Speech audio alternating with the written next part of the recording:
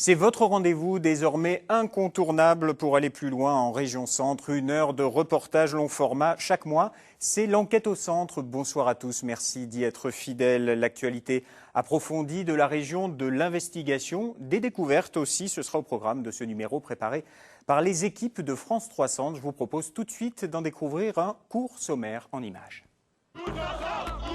En juin dernier, le groupe Michelin a annoncé la suppression de plus de 700 postes dans son usine de Joué-les-Tours. Aujourd'hui, c'est l'avenir même du site qui semble menacé. Nous sommes allés à la rencontre des salariés qui se sentent trahis par une entreprise qui a toujours mis en avant l'esprit de famille. Moi, j'ai que 44 ans. J'avais pas prévu de me remettre en question dans les 3 ou 4 mois qui vont suivre. Je croyais que j'allais continuer à travailler chez Michelin et que mon avenir était pas tout tracé, mais bon, j'avais un avenir qui était assez serein. Voilà le vrai visage du marquis de Sade 200 ans après sa mort. Ce sera un petit peu plus tard, en fin d'émission. Mais tout d'abord, des salariés sur la jante, ceux de Michelin à Joué-les-Tours, l'usine de poids lourds durement frappée, vous le savez, par la suppression de 730 emplois. Un cataclysme pour la ville dont c'est le premier employeur, mais aussi et surtout pour de nombreuses familles où l'on était fier d'être bib, parfois de père en fils. Alors aujourd'hui, la roue tourne, les ouvriers s'inquiètent pour leur avenir entre mutation, reconversion ou licenciement pur et simple. Michelin finit de jouer, c'est un reportage d'Amélie Rigodanzo et de Benoît Bruer.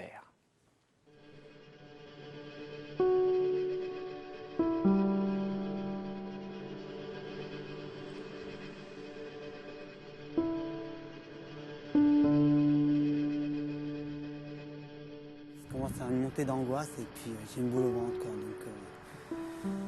Et j'ai un peu la tremblote, donc ça reflète un peu le... Je sais pas comment vous dire ça, c'est... Je suis pas bien du tout.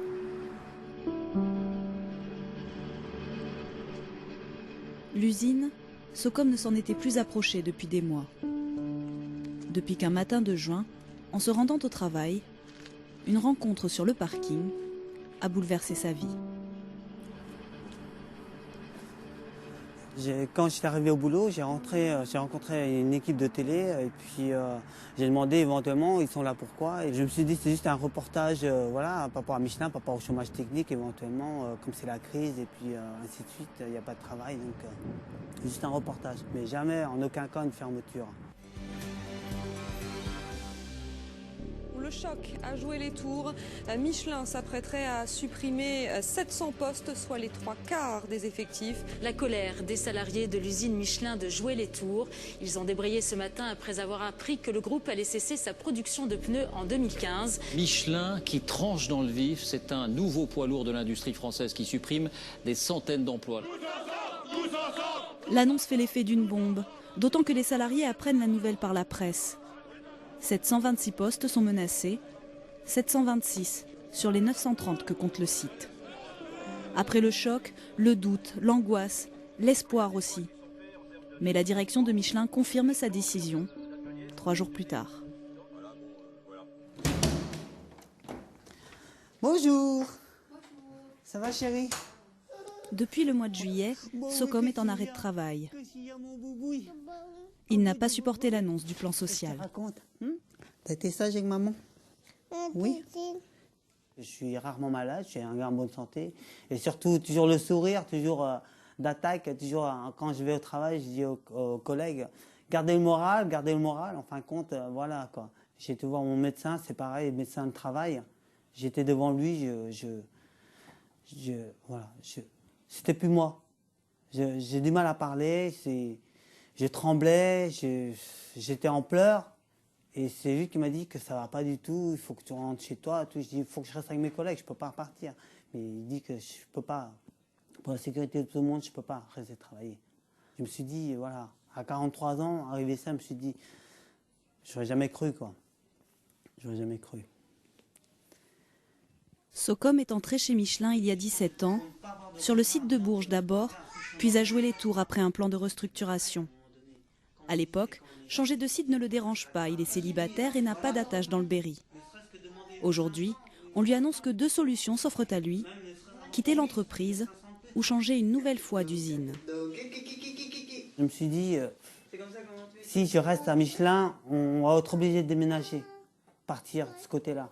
Si éventuellement aussi partir pour quitter Michelin, si je quitte Michelin, c'est pas pour rester ici, pour me rapprocher de ma famille, pour qu'il y ait un support moral, psychologique, j'ai besoin de ça. Et ça, voilà. L'un dans l'autre, je vais être obligé de partir. Mais quel sera le bon choix?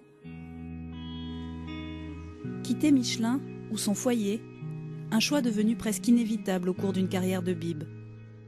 Pour conserver les deux, certains sont prêts à d'énormes sacrifices.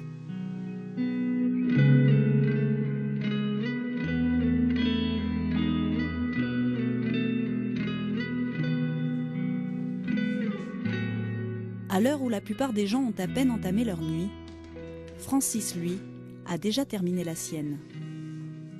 Je me couche vers 8h30, 9h. Puis je me lève 2h15. 2h15. Je fais les 3-8. Hein. Alors, les 3-8, c'est dur. Hein.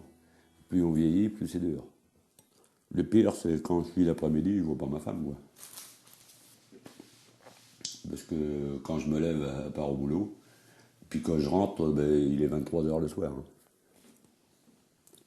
C'est difficile? Assez, oui. Bon, on se fait une carapace avec le temps, mais bon, au départ, ça a été très très dur. Des horaires difficiles, auxquels s'ajoutent plus de 3 heures de trajet. Car Francis ne vit pas dans l'Indre-et-Loire, mais dans la Vienne. Il travaillait d'ailleurs à l'usine de Poitiers jusqu'en 2005. Michelin a décidé d'y arrêter la production de pneus poids lourds pour la transférer à Joué-les-Tours. Les salariés ont suivi.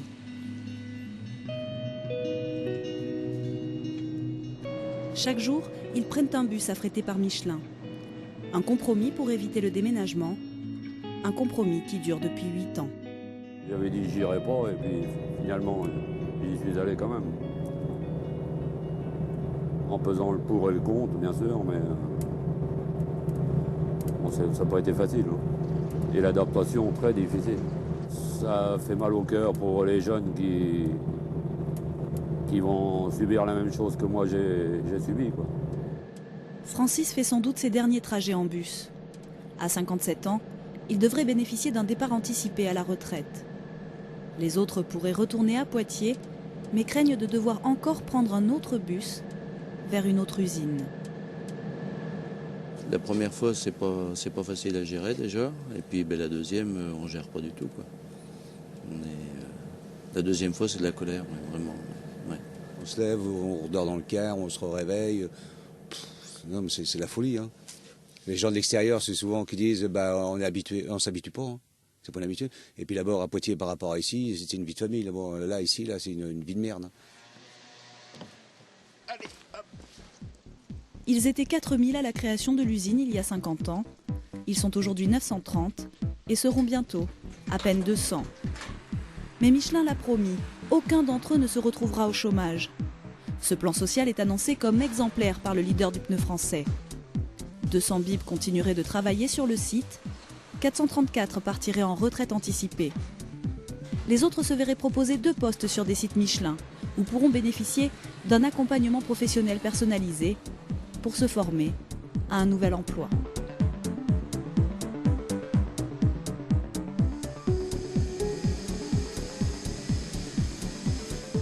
À 21 ans, Christopher est l'un des plus jeunes ouvriers de l'usine. Il s'est fait embaucher il y a 3 ans, sur les conseils de son père. Salut. Ça va? Oui. Car Georges, le chef de famille, est aussi Bib depuis 25 ans. Le pneu, c'est donc une affaire de famille chez les Alves. Du coup, les conversations tournent souvent autour de Michelin. En fait, je vous ai inscrit, j'ai inscrit tout le monde au loto Michelin, en fait. Hein. Je vois bien. Tiffany aussi, j'ai inscrite, Alexis, le 17 novembre. Ça va être le dernier loto, donc je vous ai tout ça. Ça se trouve, ça va fermer avant. Non. Les lots sont déjà prêts, tout ça. Il y a eu un moment où oui, on en avait plus que ras-le-bol Michelin tout court. Hein. C'est-à-dire même quand on voyait le sigle Michelin à la télé, c'était... Ah ouais, on part en vacances, on voit Michelin, on dit non. Ah non, c'est pas... Même jusqu'au Portugal, Michelin une poursuit. C'était un ras-le-bol vraiment. Ces derniers temps, forcément, le sujet est devenu plus douloureux. Car chez les Alves, ce n'est pas un, mais 2 emplois qui sont menacés. J'ai fait rentrer mon fils en pensant avoir qu'il ait un avenir, parce que un boulot sûr, c'est... Bah oui. Mais il n'y a pas que toi. Quand moi, on m'a embauché, on m'a dit, Monsieur Alves, c'est la sécurité de l'emploi. Hein. Bah, trop bon, trop con. Hein. Je suis allé là-bas et puis bah voilà. Voilà, je me suis fait avoir.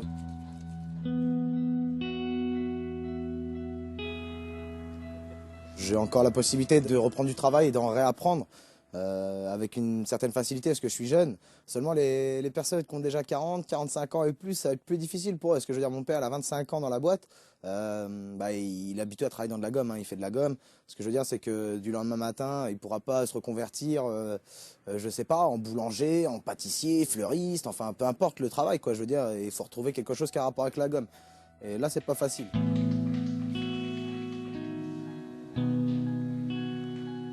Moi, j'ai que 44 ans. J'avais pas prévu de me remettre en question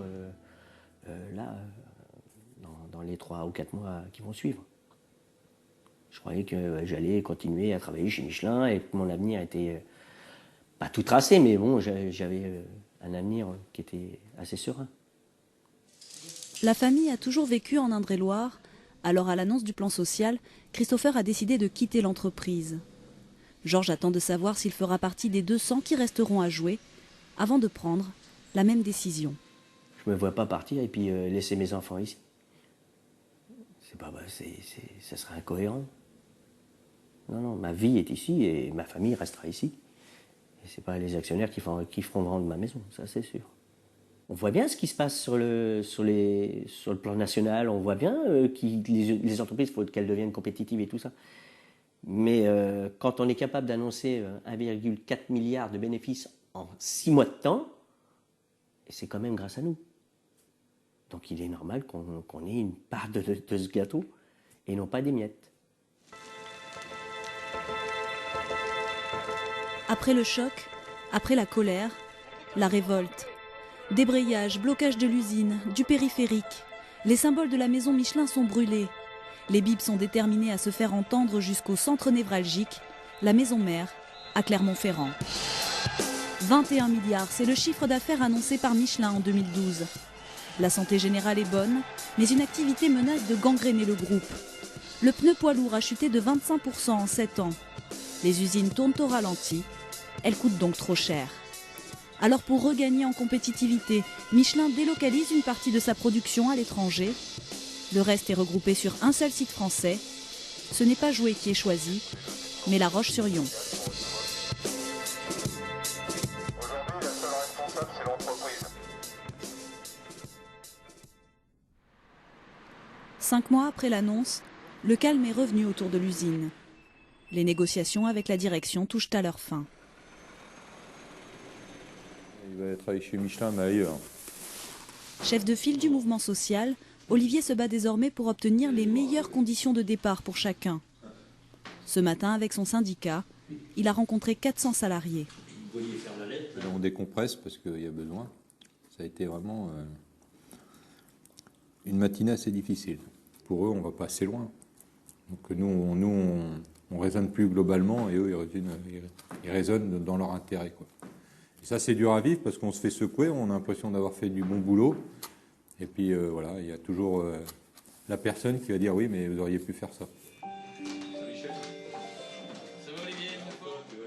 Préparer à affronter l'entreprise, ça, on y est, hein, parce que depuis le temps que je fréquente ces négociations nationales, donc on est préparé. Par contre, où on n'était pas préparé, c'est affronter la détresse des salariés. Ça, c'est quelque chose qui est très difficile parce que les salariés se sont détournés dans l'entreprise suite à cette annonce-là et ils sont projetés vers nous en nous demandant des choses, en espérant énormément de choses de nous. Donc nous, la seule chose qu'on peut leur proposer, c'est de les défendre et donner tout ce qu'on a au fond de nous.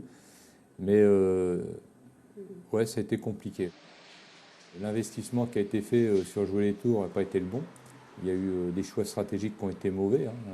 Les choix de faire un pneu bien particulier, le X1, ça a été une catastrophe. Ce qui devait nous sauver nous a perdus, quoi. Donc, et ces gens-là qui ont fait ces choix stratégiques, on ne perd pas leur emploi. Ceux qui perdent leur boulot, c'est les ouvriers comme nous.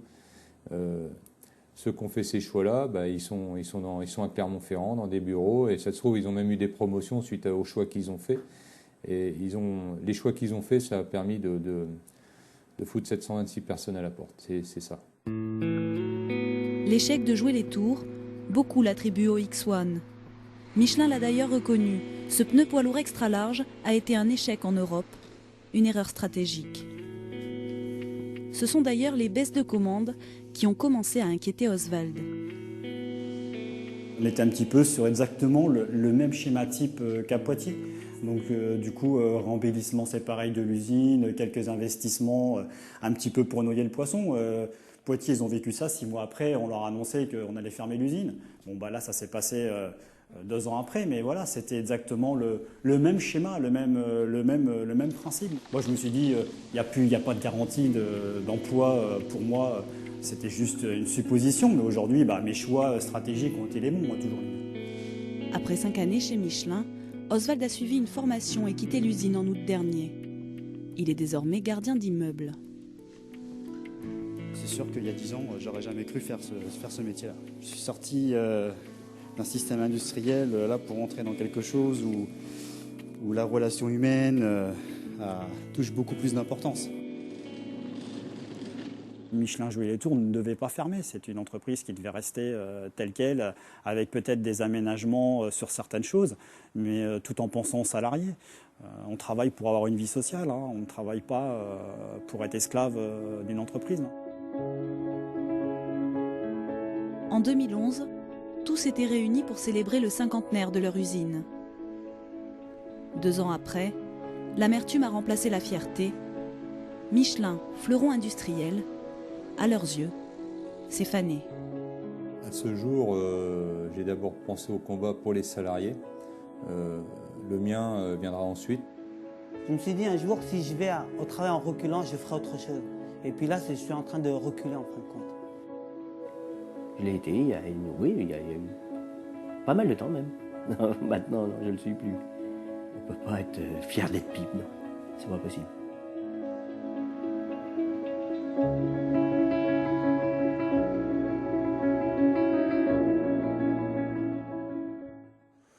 Voilà, Michelin fini de jouer, montage de Céline Girardot, mixé par Laurence Bory et réalisé donc par Benoît Bruer et Amélie Rigodanzo. Amélie qui nous a rejoint, bonsoir. Bonsoir. Alors on a vu dans votre reportage des salariés de Michelin très remués et très attachés surtout à leur usine, remués par le plan social et attachés et évidemment à cette usine qui décline. Je précise que la direction n'a pas souhaité s'exprimer dans votre reportage.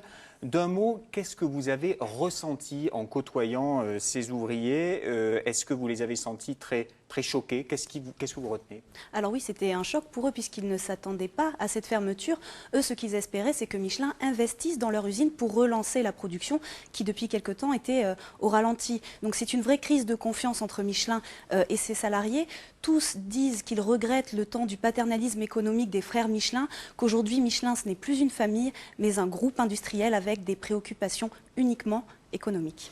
Alors, depuis votre reportage, malgré tout, un accord a été trouvé entre les syndicats de Michelin et la direction. Alors, justement, qu'est-ce que prévoit cet accord? Est-ce que c'est un bon accord, selon vous? Alors, c'est un accord qui, en tout cas, satisfait le syndicat majoritaire Sud. Concrètement, ce qu'ont obtenu les salariés, c'est 30 000 € plus 500 € par année d'ancienneté et surtout un élargissement du plan de départ à la retraite, ce qui permet à plus de monde de partir. Et puis, il y a ces fameux ateliers de transition professionnelle que Michelin met en place depuis plusieurs années déjà, qui permet à beaucoup d'entre eux de se reconvertir. Et puis, bien sûr, il y a la prise en charge des frais de mobilité et l'accompagnement du conjoint en cas de déménagement. Alors, l'accompagnement, c'est bien, mais est-ce que c'est quand même pas un aveu d'échec, finalement, que cette fermeture pour le groupe Michelin, échec économique, mais aussi échec de la production en France, finalement? Alors, il faut dire que produire en France coûte très cher. Mais Michelin, après l'annonce du plan social de Jouer les Tours, a annoncé qu'il allait investir 800 millions d'euros en France.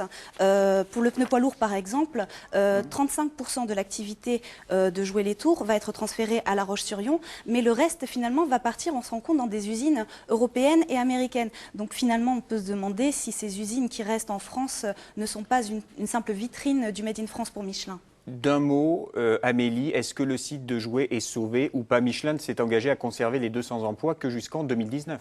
Alors oui, parce que si dans le reportage, les salariés parlent de fermeture, il faut bien savoir qu'il restera 200 personnes sur une activité de semi-fini sur le site de Joué-les-Tours. Cela dit, la direction vient de dire que l'activité sera maintenue jusqu'en 2019. Ça veut bien dire qu'elle n'exclut pas de fermer le site d'ici là. Finalement, un dégraissage de la masse salariale, même très intense, c'est mieux perçu par l'opinion publique qu'une fermeture franche. Merci beaucoup Amélie Rigaud-Danzo et on reste